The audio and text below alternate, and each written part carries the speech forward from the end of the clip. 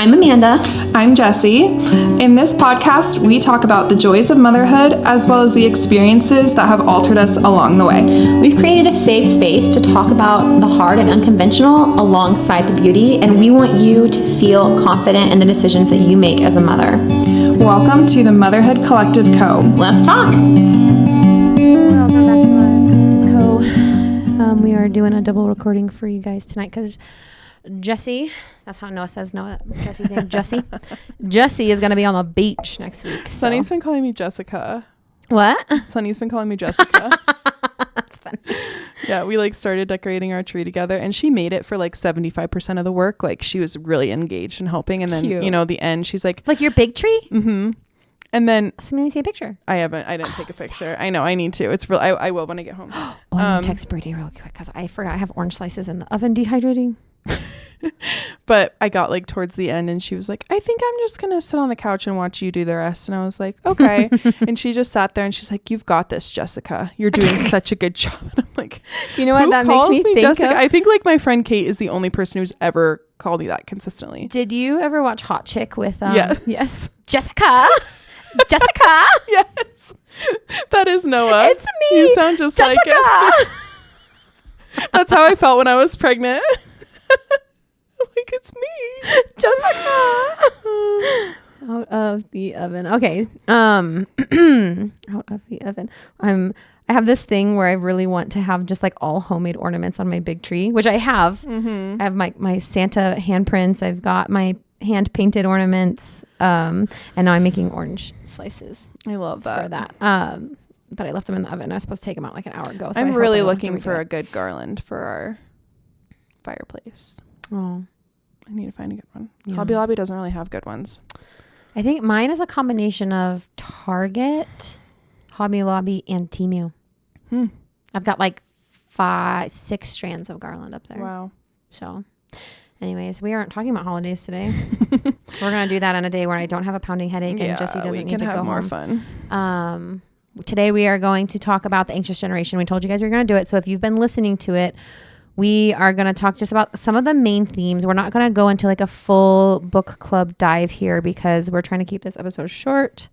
Not short, but I have a headache. Jessie needs to get home. It's snowing outside. But The Anxious Generation by Jonathan Haidt. Haidt? It's a DT. I actually don't know. And we were just going to run through some of the questions that we talked about in book club. Now, the premise of this book, The Anxious Generation is Gen Z. Sorry if you are Gen Z. Jessie hates that this book labeled you anxious.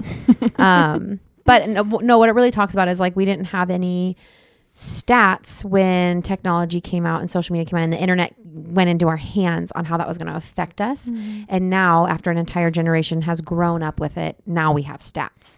And it's talking about the stats and what it did to this whole generation of people. And my point of view throughout this whole book was wow, it gives me so much more compassion and understanding for why this generation is the way that they are. And the same thing with millennials. To understand millennials, you have to understand that we're the nostalgic generation. The reason why we're so nostalgic for our childhoods is because our childhoods were completely different than our teen years. And that's very unique. Gen Z is also very unique. And I think that this book gives not only good tools for you to use as you make parenting choices with your children as they grow up, but it also gives you compassion for an entire generation. Yeah. In my mind. That's why I really liked it. And I lost the question, so talk for a second. Yeah, I told Amanda, I think I already mentioned this in one of our episodes, but I just have a hard time with labels, and I just feel we've totally over-labeled everything, and someone has a sad, hard week, and all of a sudden they're depressed, and somebody's really nervous about something, and they haven't slept, and their nutrition is off, and they're not exercising, and all of a sudden they're anxious. And well, he talks about that in the book. Yeah, great.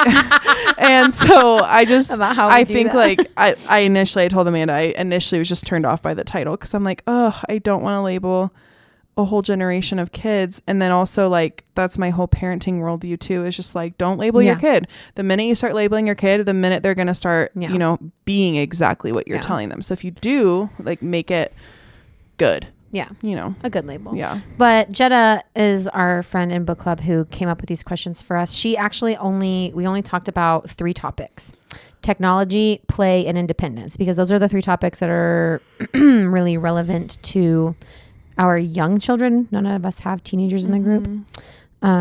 Excuse my voice. I was telling Jesse I swallowed a whole chip earlier and almost died. And I think my throat is still bleeding. So I'm just going to go through the questions. First, when did you first get a phone?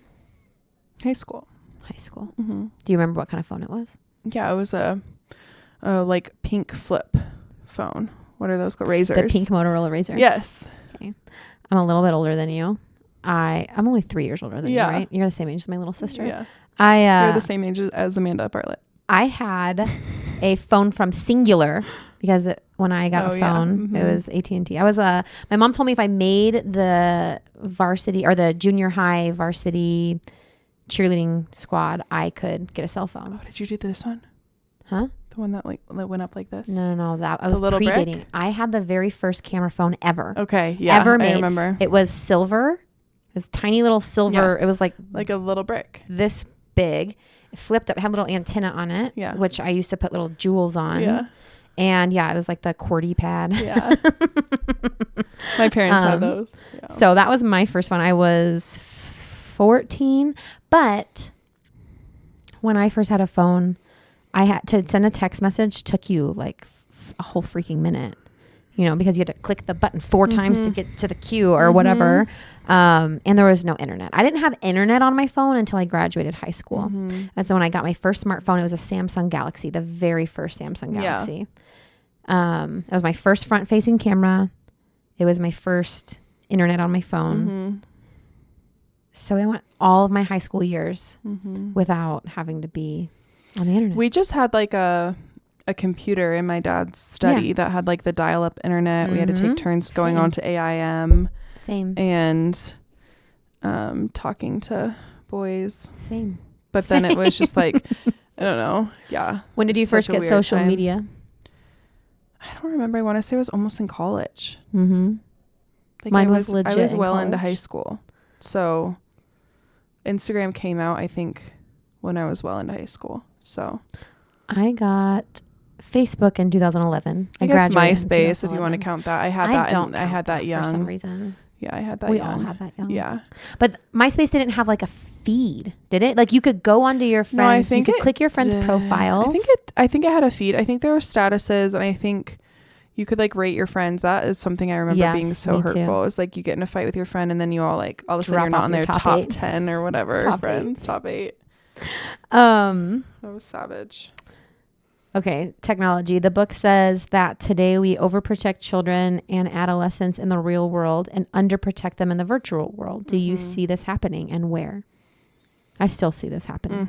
Even with all of the research that we have showing how awful it is. Can I tell you, the opening to this book I actually really liked. He was talking about your kid comes home, 13 years old, and says, "Hey, Mom, my school is having a sign up. We get to go to Mars." You're like, what? Yeah. They say that like all the technology or all the research is showing that kids going to Mars is better than adults because our brains are still malleable and we will do better like mentally on Mars. And I want to go. And of course you say, no, you're not going to Mars. But then you start doing a little bit more research, and yes, they can maybe be less depressed, but they have all of these physical disadvantages and cancer and all of these things. But you come to find out the next day your kid said, oh, I just checked the box saying you agreed. And now they get to go to Mars. And I just thought that was so good because that's exactly what's happening online. Like a 12, 11, 10-year-old could just get on Instagram and check the box that says, yes, I'm 13. And just have social media and have access to we are all on Instagram. We know what that is. The lack of protection of our kids online starts when they are infants. Yeah. It starts with us posting them online. Yes. And I don't want to sound judgmental when I say this. It's obviously just my own opinion once again. I'm shocked sometimes to know that like it's still not illegal to post your children online without their consent. And I think it will be. But I think, you know, and we've talked about this in an episode a very long time ago because we were recording at my house, my old house. So that tells you how long ago this was. But there's a whole like wave of kids that have grown up under the like mommy blogger saga, where their moms were posting about them and all of their this and all their that, and they've grown up and they have come out and said like there are so many resentment issues. There's questions of like how much money they are owed from their parents. There's questions of like, why didn't you protect my privacy? There's all of these kids who didn't want to be celebrities that all of a sudden are, and they're known, and everything about their childhood is out there, and it's this whole thing, right? Yeah. And I just like sometimes look around and I'm like, I don't get me wrong, I love seeing all of the pictures of like the cute kids online, but it's really hard for me at the same time of like, what are they gonna feel about that? Even if it's benign and there's nothing bad being shared, it's just like that is their whole childhood online, and everybody that your mom knows is updated on it. And I think that is where it starts. So then when our kids become teenagers and we've had no boundaries with what we're posting online, and we've had no boundaries with the amount of time we're spending on our phones, and we've had no boundaries on any of it, and now we're scrambling trying to implement boundaries for them, or we're not, because we never took time to think about it. And I think all of that is just dangerous. It is. Not good. Dangerous.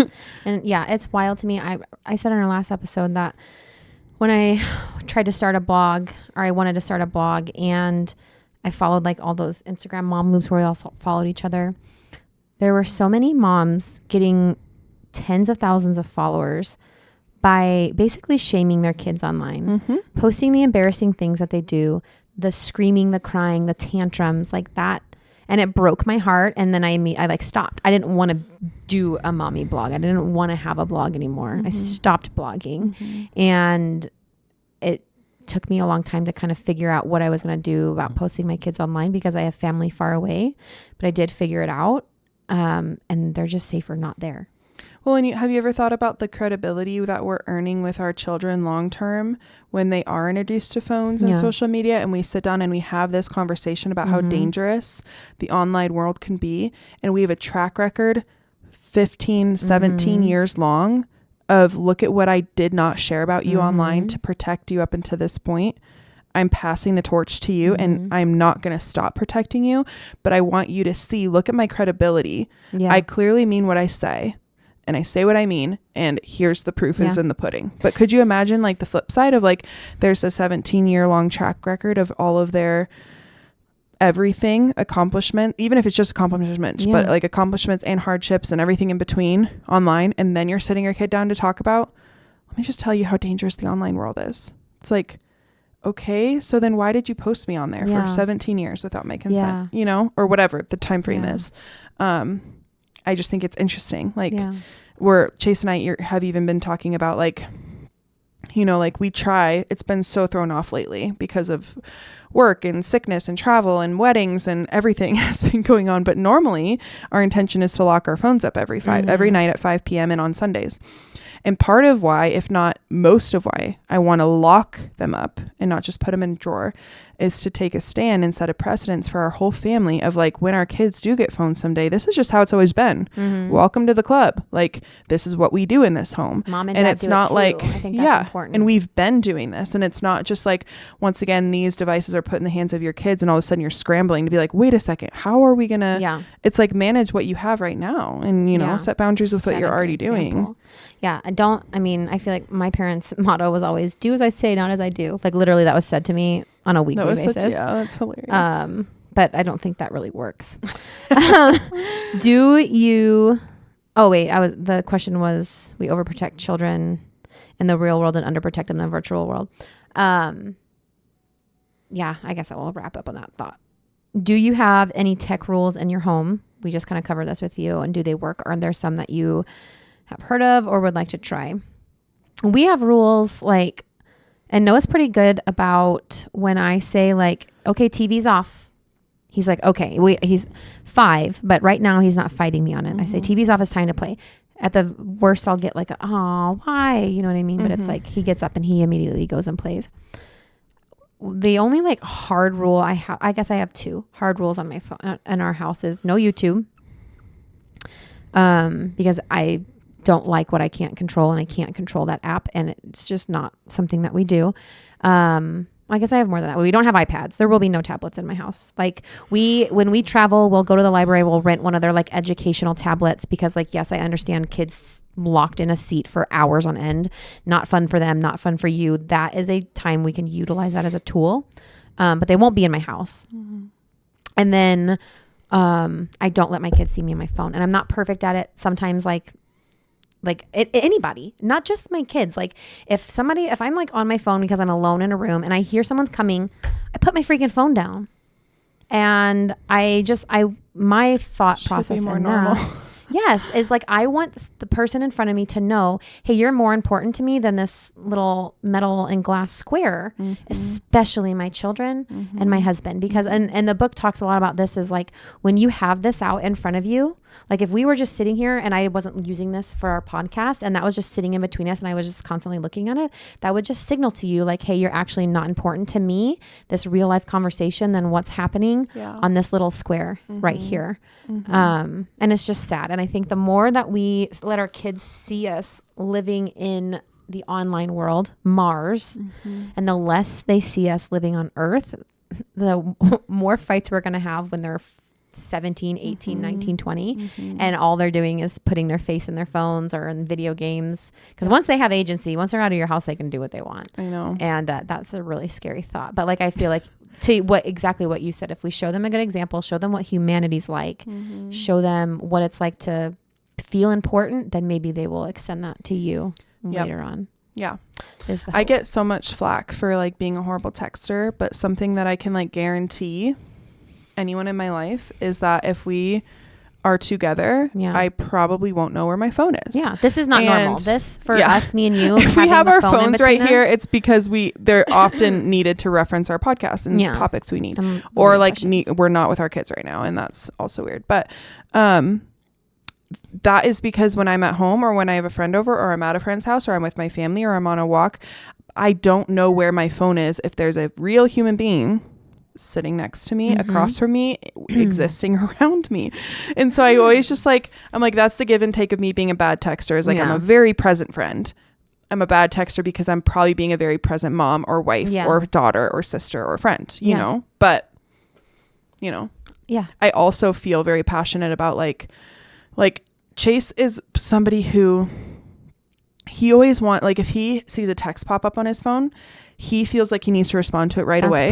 Out of respect. That's like an ADD thing too. Like maybe if I don't do it now, I'm gonna forget. That's exactly what Chase says. He's like, I need to do it right now or I'm gonna forget. And my whole thing is like I'll see something pop up on my phone and he'll be like, oh, do you want to respond to that? I'm like, I will later, like not right now because I'm with you guys or whatever. And I've always just been like, nobody. And this was part of like the conversation we had in order to lock our phones up every night at 5 p.m. Nobody mm-hmm. is more important than the person that's physically in front of you at any given moment. Mm-hmm. And part of why I love locking our phones up, because someone in our book club asked this, is like, and I equated it to like if you've ever been on a mission trip or a camping trip or somewhere where you didn't have your phone for an extended period of time, and that feeling you get when you're about to like return to the like quote unquote real world and you need to turn your phone back on and you almost don't want to because you've experienced life without it and you know how freeing it is. And I think one of the biggest reasons it's so freeing is because you're not responsible for anything else other than the moment you're in right now. You don't even have a lifeline to be accountable to anything else other than what you're in right now. And that's what we are always created to live in. I was going to say humanity's been that way up until the last 20 something years. And it might feel like a discipline at first, but then it will feel like a luxury. Like, wow, the world will keep spinning, even if I'm not attending to it at every given minute. 100%. Play. Think back on your own childhood and what are your most thrilling memories? Could your child have a similar experience today? I've got a couple that come to my mind. I don't think they could have a similar experience. No, and I don't think the goal... We'd be like wild and free, truly like miles away from our home on our bikes with our neighborhood friends. And I don't think we could have That's just not the world we live in. Well, the book also talks about how like actual crime rates have not gone up since the 80s when that was a norm. It's just media has been, you just see, instead of like you knowing and understanding... Two things. You knowing and understanding your village, your community, your neighborhood. Crime rates have gone up in the last 4 years for sure. Neighborhood, well, in cities. But like what the 80s did was like you could ride around on your bike in your subdivision and be fine. And like I think the book talked about like that was kind of normal, like 8 to 10 years old. But the difference was, one, your mom wasn't like listening to Dateline every day, or seeing on the news all of these scary stories. But two, and there's 3 points to this. Two, you knew your neighbors. You had actual communication, real life, face-to-face communication with your neighbors. You weren't isolated in your box of a house because you have your phone and makes you feel connected. It gives you that falsehood of being connected with these strangers online, but you actually like had to converse with your neighbors and know them, know their children, know their family, know their hearts. And 3, you and your neighbors, since you're friends, you parent each other's children. It was truly a village in which you raised up your kids together. And we don't have that anymore. So no, you're right. It couldn't be that way anymore. But I don't know if it's because crime has gone up outside of like major cities. I think it's because we've lost the ability to have a village. Some of my most thrilling memories was sneaking out with my best friend, Casey. She was my childhood best friend. And I say sneaking out, but I grew up in the middle of nowhere. Like you had to walk half a mile up a gravel road to get to my house. And we would sneak out and we would like go hang out in the woods in the middle of the night and like tell scary stories, like go to the creek and I don't know, just silly stuff like that. Or if I'm going back even further, it would be like climbing the trees around my house. Cause we lived in the middle of the woods. We had hundreds of year-old trees and like getting onto my roof, looking at the stars. And could Noah have that now? It would give me anxiety to see him climbing a tree. But why does that give me anxiety to see him climbing a tree? Yeah, my friends and I used to like TP people's houses. Oh, that's sad. Don't do that.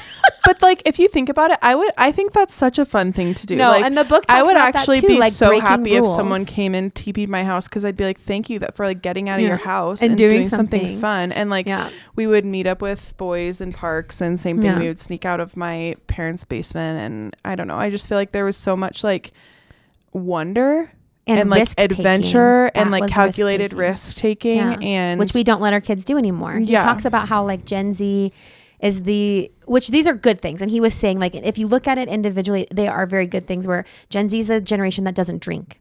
They don't party. They don't do drugs, which all of that is actually really great. But he was saying the reason they don't do those things is because they never took calculated risks as children. They were overprotected. Now they don't know how to take risks. They don't know where, when you're a kid is the time where you're taking these small risks, right? Like, I'm walking on this log. I could fall and sprain my wrist. That's the worst that can happen. I'm going to go see if I can do it. And you grow in this bubble of where your bounds are. But when we overprotect our kids and we don't let them do the slightly dangerous things, they don't grow in that bubble. They just stay. Well, and also like, I can't remember what podcast I was listening to, but he was talking about like, we don't see kids running around with casts anymore. Yeah. And when we were growing up, there were casts in every single classroom. Like every day someone would show up with a cast of some kind. Yeah. And all of like, I've broken almost all of my fingers, given that was from basketball. I hit my brain injuries. Like I was all over the place.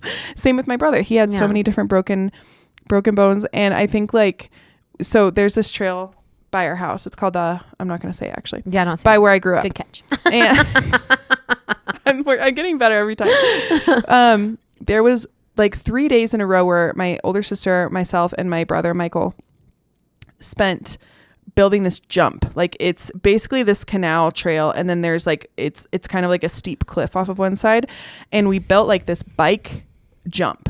So we literally were packing in this dirt for like days, and it gives me goosebumps, but it's still there. Like when we go and we look, somehow it's still there. And like where we used to play and all that stuff is just like all over there. And as much as I don't know, like it's like I want that for my kids, but then also I just feel like there's a different level of there's a different level of protection because of what we know. Whereas like I feel like our parents were able to be more like blissfully unaware, which is like beautiful and amazing. And I love that. And we just like we don't have that luxury. And second thought that popped into my brain when you were talking about not drinking and calculated risks and stuff. My middle school basketball coach, first of all, one of the most amazing men I've ever met. He is incredible. And he has a daughter that went to college a few years ago, and she had never drank before college. And he sat her down at the kitchen table, and he had like hard alcohol, wine, beer, like every kind of alcohol. And he was like, I want you to sit here. We're going to like see how and I don't actually, that makes no sense. He didn't do this all in one night. It must have been like over the course of like some time, because he was like, I want you to have 1 beer. Tell me how you feel. 2 beers. Tell me how you feel. Okay, we're going to do 1 glass of wine, 2 glasses of wine. Okay, what happens if you were to like have a mixed drink or whatever?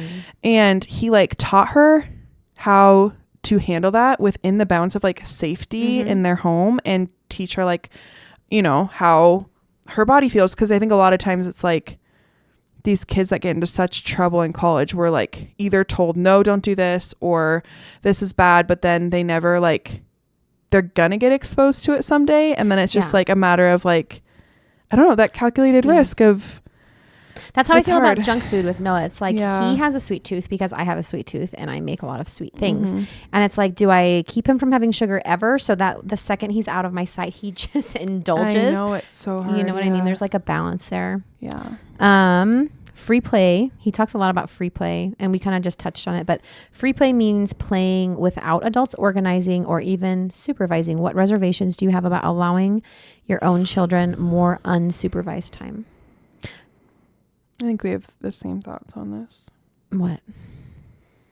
I have no reservations aside from just wanting to protect her from mean kids, or I shouldn't even say mean kids because that's a label. Bullies. Like, they're not mean. They're just the kids that like are saying things that are really hurtful that I know will like shatter her little heart. Yeah. Like within my home, Noah is I don't know most of the time, but yeah, he's fine. Most of the time he's unsupervised. I'm doing my thing. Yeah, I'm with Lily. Like he's outside playing in our gated backyard in the community where I'm surrounded by neighbors that I do actually know that know his name.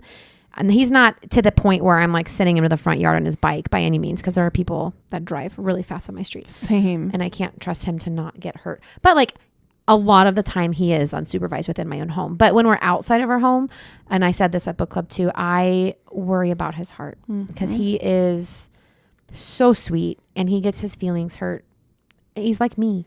I feel like your first is like you. Yeah. You know what I mean? You spend the most time with him and he's so much like me. And I think because he's so much like me, I am protective of his heart. Like I just don't want someone to say something. I mean, I can remember things that were said to me at 5 years old. You know what I mean? I can remember something that was said to me at 4 years old by my own mom. Do you know? So it's like, I have a hard time. That's really hard with that. But I do absolutely see the value in like, and he was talking about this in the book. I keep saying that, but this is a podcast episode about the book, but he's talking about in the book like how kids have to be unsupervised when they get to a certain point in their age and maturity, because they have to realize like how the world is going to operate, like how social, and he was like dating this back to like, I don't know, caveman times. Like when we started living in groups, the people who lived in groups best survived. So like natural selection, that kind of just evolves.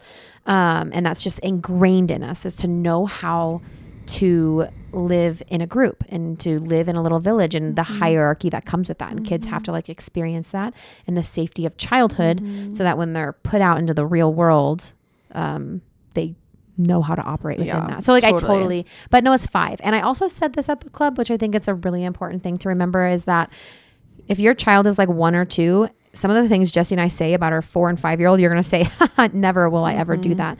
And I'm telling you, as your child ages, you naturally start letting go of things. That's how parenthood is. That's how God designed it. If we were forever treating them like infants, like they would never grow up. So like when you hear a parent with an older kid talk about what their kid's doing, you've got to listen to that loosely, because when you don't know how you're going to react to something until your kid's actually that age. Yeah. Right. I will never forget like the sheer horror that came over one of my friend's faces when I told her that when Sunny was in the bath, I could clean the whole house. And she was like, what do you mean you just leave her in the bathtub? She doesn't drown? Like, she is totally okay. I can leave her in the bathtub. And now it's like we've graduated to shower. She's in the shower by herself and she's there for sometimes 40 minutes. And I can do stuff. When I think about where we used to live at our old house, we lived in a very quiet cul-de-sac. And I would let Sunny go out into the cul-de-sac and play with her friends. And they'd be out there while I was cooking dinner, while I was cleaning my house. And I would leave my window or door kind of cracked or opened. And now I have 3 different locks on my front door to make sure my kids never get to walk outside my front door, because the front yard's not safe. Yeah. There's cars and there's trucks and there's things that are flying down that road. And so I think it's also like, I say that to say, like, kind of evaluate your circumstances and try not to be too hard on yourself, because if I were just looking at myself now, I'd be like, oh my gosh, I'm not trusting them. I'm not letting them play enough, blah, blah, blah. But it's like, no, there's actually just like real life safety things that need to be put in place. And this is also like, I feel like a lot of this book, and we kind of said this last episode, it's like putting yourself around somebody who maybe doesn't agree with everything that you agree with. Yeah. Because that's how you grow. Yeah. So when we're having these conversations, it's not like you should be doing this. It's kind of like, hey, this is what this book said. This is a really interesting point. How do you feel about it? How are you internalizing it? Can you like see yourself doing that? Is there like room to grow? It's not like you should be doing this. Well, and it was also interesting when he talked about how they need to experience things like rejection. And they need to experience, you know, it made me, instead of like interfering and saying like, oh, Sunny, so-and-so said this, so like we should just leave them alone and we'll go do our own thing, you know, because clearly they don't want to X, Y, and Z. Yeah. Just standing back for like 5 minutes and seeing how she would evaluate and how she would handle that situation. Not in the sense that we're like abandoning them, but more so just like exposing them gently to like the realities of like a world that is not going to align perfectly with, you know. Now imagine never letting your kids ever experience rejection in the real world, and then giving them Instagram and letting anybody and everybody comment on their body and their face and their character. Because that's the premise of this book. Yeah. That's what happened. Okay, that's the other thing though about this that just makes me spiral. And what? I said this in book club, is like I'll get into these modes where I'm like, which is why this book was hard for me. It's like, yes, I agree with all of this. It stresses me the heck out. It's always on my mind. But then I get into these modes of like, okay, so what do I do about it? Okay, we can prolong how whenever we like, you know, do the phone thing. But then it's like, okay, so are we only going to be friends with people who also aren't giving their kids phones? Because then that means like if she's at a friend's house, they're going to have phones or they're going to have computers. Or, you know, even at church the other day, I'm like helping stack chairs after service. And all of a sudden I see Sunny's in the corner with a kid I've never met on their parents' phone. That's the kind of world we live in. So it's like, yeah, I can do the whole, and I will do the whole, you're not having a phone till you're in high school, bare minimum. But then what does that mean for every other person who says they might be doing that but won't? Yeah, it's like the homeschool thing. I feel like I had all these people in my life that were like, I'm gonna homeschool. Push came to shove, no one's homeschooling. Yeah.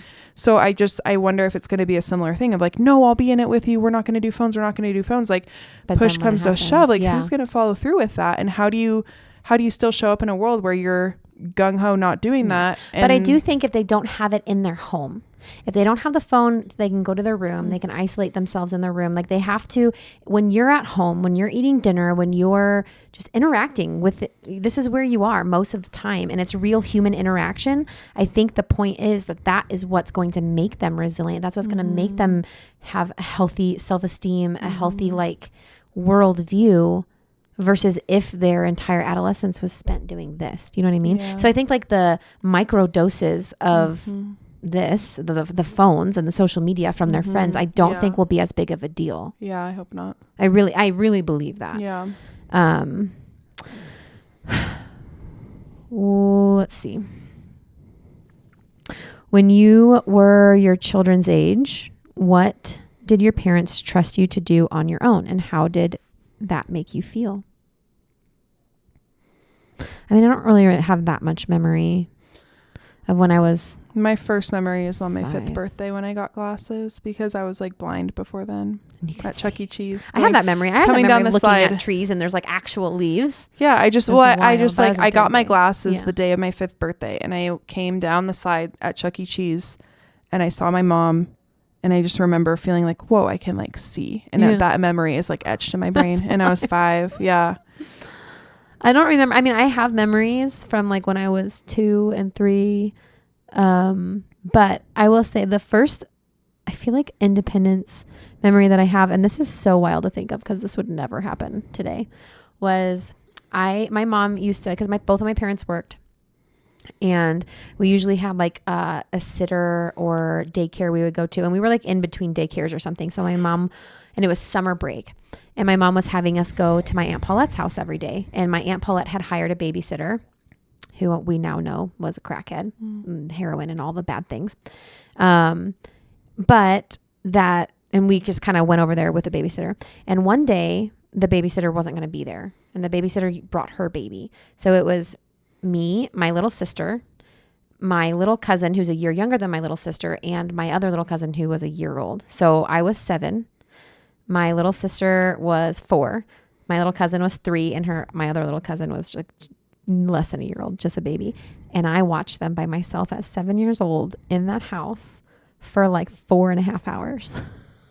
Oh my gosh. That is like, but it felt great. Like I felt really good about it. You know what I mean? Like they trusted girl, me. yeah. And also like, I was not your normal 7-year-old by any means. I actually would trust Sunny like in 3 years. I trust her right now to babysit Ledger. Yeah. Not like full on I'm leaving the house, but I can easily be like, hey, I need you to bring Ledger into this room. I have this call I need to make, or I'm trying to do dinner or whatever. And she will tell me if there's a small thing in his that he's finding, if he takes the vent off of the, whatever. She's very, so I imagine a 3 more years on her and she probably would be pretty ready. That was me. I used to do that all the time. I remember my sister and we used to take the light rail down to downtown. Yes, thank you. And walk the streets of downtown. Yeah. And get lunch and shop for hours all day. And now I will not touch that city with a 10-foot pole. Yeah. Because it's so dangerous. Yeah. But I just think about how she must have been like 12. I must have been like 9 when we started doing that. Yeah. And we did that like all the way until she went to college, or got her license or whatever. But it was fun. It was crazy in hindsight. Last question on this list. Modern technology makes it very easy to track our children's whereabouts, grades, and even behavior electronically. This can become and this is in quotes, the world's longest umbilical cord. Could you cut down on the ways in which you electronically track or watch your children in the real world, and how? I don't really do that because Noah's 5 and he's homeschooled. So, I mean, like the world's longest umbilical cord, I feel like that was kind of rude. Like my mom still has my location. I have hers. I have Brady's location. I feel like locations are very important, especially for a little girl. Oh, yeah. Yeah, this question I don't really think applies. If you're going to have a phone inside of my house, then I do feel like I should have access to what you're looking at. If you're a minor, I should have access to what you're looking at and who's speaking to you. No, I agree. So I don't know. The umbilical cord comment was a little bit harsh, but even I don't know if I was really talking about grades or phones, because I think I was talking about like, I don't know, we don't have kids in school, but my nephew's in school, and all day long my sister can get on her phone and like see everything that they're doing. Like the teacher takes pictures and uploads them into this portal. Like a doggy daycare. Yes, for kids. And I think that was the question. Like, I wonder, there's never any unsupervised time with our children anymore. And I don't know how I feel about that. I just feel like, I don't know. I remember my aunt saying something about like, she has 4 kids, and I can't remember who was asking her, one of my siblings, like, hey, how's so-and-so doing? I know they're about to go to college, or no, it was her first year in college, one of her daughters. And I remember her saying like, oh, I don't know. Like, I know she's having fun, blah, blah, blah. And my sibling was like, oh, well, how are her grades? You know, like, it's just like a common question to ask. And she was like, I don't know. And we were like, what? You don't know? She's like, I mean, I don't know. Like, I'm not going to keep tabs on her. Like, she has to have the will to either make it happen or not make it happen. And if she falls flat, that's like, you know, on her. And I think that's a really good perspective. Like, I don't know that you can really motivate your child. Like, I think people need to either be self-motivated or they're not, because you're not going to be there their whole life to be like, do your homework, finish, blah, blah, blah. I think that's part of the like risk reward, but it does feel safer to me because we're not talking about like your life being at stake. We're talking about like your educational opportunities being limited. And that feels like a risk I'm willing to take. If you can't be self-motivated and you don't have that in you, like, okay, you're going to have to drop out of college. You're going to have to go find, you know, some credentials at a community college maybe for a couple years, or you need to like reevaluate what you want out of life. But grades don't feel like something I'm going to be hyper aware of. I feel like my parents were very empowering, but they never interfered. Like, I remember I got a basketball coach one time in high school, and she just like benched me. And I was used to like starting and playing the whole game. And everybody in that school knew that. And every coach knew that. And every college coach knew that like I was coming for them. So it was, and I'm not, I'm not saying she didn't have a reason, because later she sat me down and she's like, you just have like this attitude that like you just think you deserve to play the whole game. And I'm like, yeah, I do. Like, I know that I should play the whole game, you know? And she was trying to prove this whole point to me of like, no, your attitude is like, you know, you need to be humbled basically. And I remember my parents, because it was like right before I was supposed to be recruited for college. So like every game was really important. She just benched me without telling me why.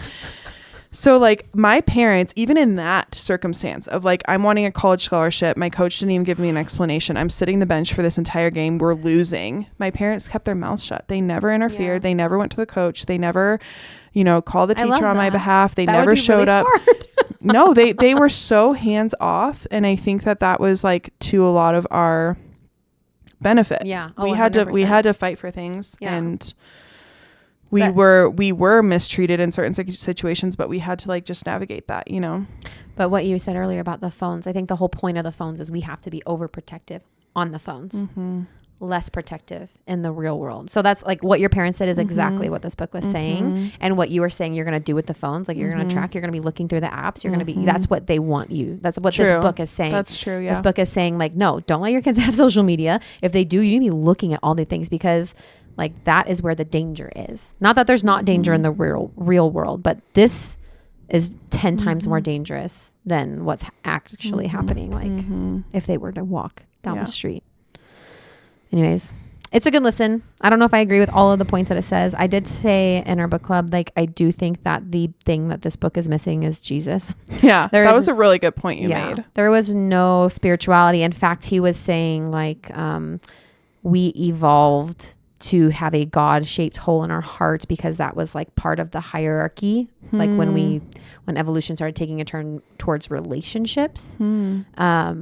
And he was like, and I'm not religious, but I do think your kids should go to church. And he does give a lot of props to kids that are in church and religious organizations, in like, and the evidence that comes out that they have better mental health as they age, but he isn't religious. So I do think that there's no Christ in this book, which I didn't love. And you feel that while you read it. That was a really good point. You know, what's funny is like when I was listening to this out loud with Chase in the car, he said like, is this a Christian author or something? And at first I was just like, why does it matter? Like, just listen to the book. Yeah. And then later he was like, because it matters, because there's a tone of hopelessness in his voice. Yes. And I was like, oh, yeah. Because I'm like so logistical sometimes. I'm like, I can tear apart the facts and be like, okay, facts. But he and you make a very good point of like, okay, but we have to have a little bit of like, and there was like missing not only Christ, but it was missing like the intentions of the parents. Cause I feel like it kind of just like, if I was a Gen X parent listening with a Gen Z kid, like I would feel so sad and I would feel so misunderstood because I would have had the best intentions raising my kid. I would have had a pure heart. I would have like, and they were a part of like the first like experiment with this. They were guinea pigs, and I feel like they were probably like, oh, this is a cool thing, like take it, you know. And like you're gonna be so smart, you have so much more resources than I did, and there's a lot of social experiments that we've navigated since then, and I think, you know, it's easy, and I don't know, it feels right sometimes to just do what everybody else is doing. And there's like, we always allude to, there's going to be something our kids grow up and say like, ooh, our parents did this, I'm going to do this, you know? And I think that's, you swing the pendulum so far one direction and then the other until it slowly balances out and finds a way to like settle somewhere in the middle.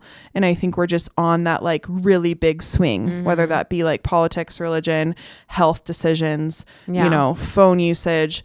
There's so many different things that we're swinging so far back and forth, trying to just like settle on something that seems like reasonable and middle ground. That's so true.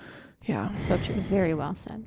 Good job. I was even thinking it was really interesting. Like, I don't know if you ever looked at the political graph of like all of the generations. And it said the percentages of each generation, what percent they voted blue, what percent voted red. And it's the exact pendulum I just alluded to. So one generation, majority blue. The one right after that, majority red. The one right after that, majority blue. It's like, it's just down to a science. I think that's just, there's something in us that says like, this is all I've ever known, so let's try something else. Yeah, let's do something different. It's interesting. It's crazy. Okay, well, go read the book. It is listen good. to it.